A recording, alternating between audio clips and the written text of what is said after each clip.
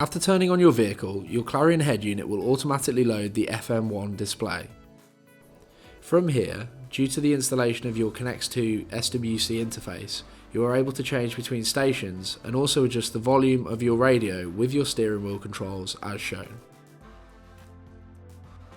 There is also the option to toggle through 3 different FM bandwidths and also AM by pressing the enter button on your steering wheel controls.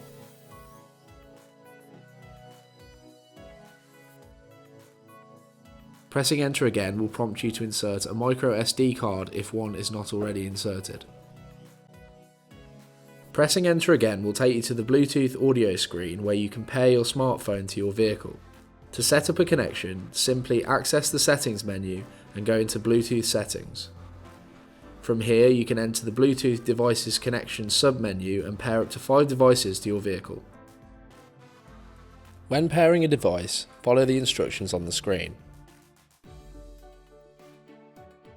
When done correctly, you will be able to successfully pair your phone, allowing you to use the steering wheel controls to pick up and decline all future phone calls.